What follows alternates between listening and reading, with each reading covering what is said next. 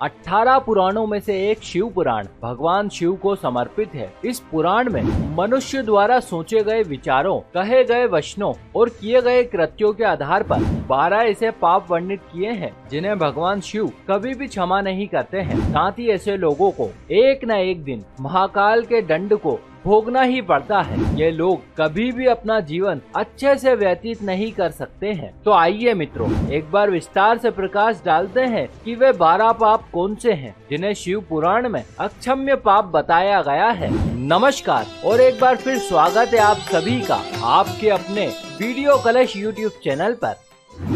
इन पापों में सबसे पहले वे पाप आते हैं जिन्हें मनुष्य अपने विचारों से करता है। जैसे कि कई बार देखा गया है कि बहुत से लोग पराई स्त्रियों पर बुरी दृष्टि रखते हैं और काल्पनिक रूप से उनके साथ विषय भोग का विचार करते ही रहते हैं। हालांकि इस प्रकार की सोच केवल पुरुष ही नहीं बल्कि आज के इस कलयुग में कई महिलाएं भी दूसरों की तरफ आकर्षित रहती है और मन ही मन उनके साथ रमण करती है। लेकिन दोस्तों, शिव पुराण के अनुसार ऐसा विचार रखना घोर कृत्य माना गया है और ये पाप की श्रेणी में आता है।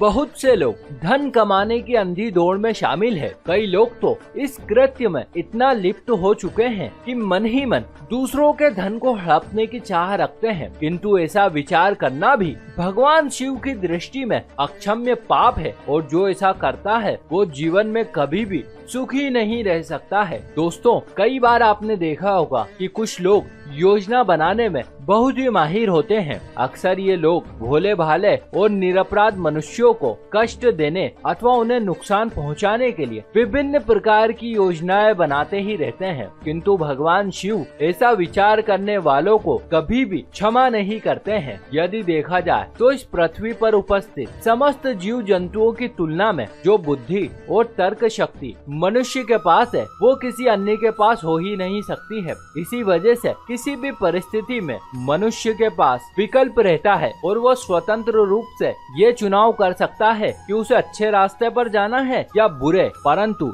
जब कोई मनुष्य अच्छी राह छोड़कर बुरी राह चुनता है तो वो पाप का भागी हो जाता है और भगवान शिव उसे दंड देते हैं। शिव पुराण के अनुसार जिस प्रकार आप किसी का बुरा नहीं करने के बावजूद भी उसके लिए बुरी सोच रखने के कारण भी पाप के हकदार हो जाते हैं, उसी प्रकार से भले ही आपने अपने कार्य से किसी का बुरा ना किया हो लेकिन आपकी वाणी भी आपको अक्षम्य पाप के लिए जिम्मेदार बना सकती है। खास तौर पर इन 3 हालातों में, जैसा कि आज के इस युग में कई लोग बहुत ही आसानी से झूठ बोल जाते हैं। किंतु ये लोग ये विचार नहीं करते हैं कि भविष्य में इनके झूठ से कई समस्याएं खड़ी हो जाएंगी और इनके साथ साथ कई अन्य लोगों को भी मुश्किल में डाल देंगी। इसलिए मित्रों, झूठ बोलना छल की श्रेणी में आता है और शिव पुराण में इसे अक्षम्य पाप बताया गया है। बहुत से लोगों को कटु वचन कहने की आदत होती है। ऐसे लोग किसी से सीधे मुंह बात नहीं करते हैं और बिना बात के ही लोगों पर बरस पड़ते हैं। किंतु ये लोग ऐसा विचार कभी नहीं करते हैं कि इससे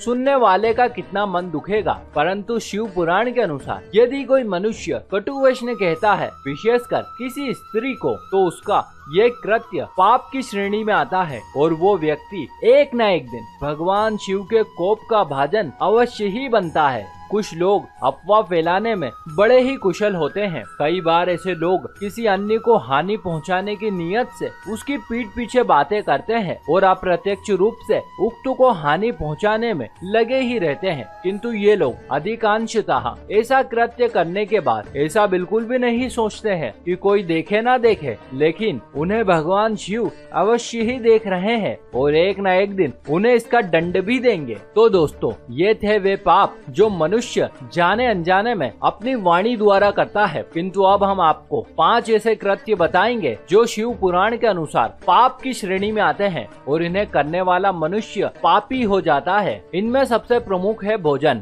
क्योंकि हिंदू धर्म में भोजन के रूप में ग्रहण की जाने वाले कई चीजों को वर्जित बताया गया है। किंतु फिर भी यदि कोई मनुष्य इन चीजों का सेवन करता है तो वो पाप का भागी बन जाता है। यदि कोई मनुष्य पाप कृत्य करता है और और उससे जो धन अर्जित होता है, फिर वो उससे जो भोजन लाता है, इस भोजन को ग्रहण करना भी शिव पुराण में महापाप बताया गया है और इसे भोजन करने वाला दंड का भागी हो जाता है। महिलाएं, बच्चे या किसी कमजोर जीव के खिलाफ हिंसा या उन्हें कष्ट पहुंचाने के उद्देश्य से किए गए कृत्य भगवान शिव की दृष्टि में घोर पाप की श्रेणी में आते हैं। गलत तरीके से दूसरों की संपत्ति हड़पना, ब्राह्मण या मंदिर की चीजें चुराना या फिर गलत तरीके से अपने अधिकार क्षेत्र में ले लेना इत्यादि ऐसे कृत्य हैं जो अपराध की श्रेणी में आते हैं और इन गतिविधियों में लिप्त लोगों को भगवान शिव कभी भी माफ नहीं करते हैं। भूल कर भी हमें कभी किसी अन्य व्यक्ति का अपमान नहीं करना चाहिए, क्योंकि अपमान से जो चोट पहुंचती है वो चोट शरीर पर लगी चोट से कहीं अधिक दर्दनाक और घातक होती है। इसलिए इस पुराण में बताया गया है कि हमें कभी भी अपने गुरुजनों का, माता पिता का, पत्नी का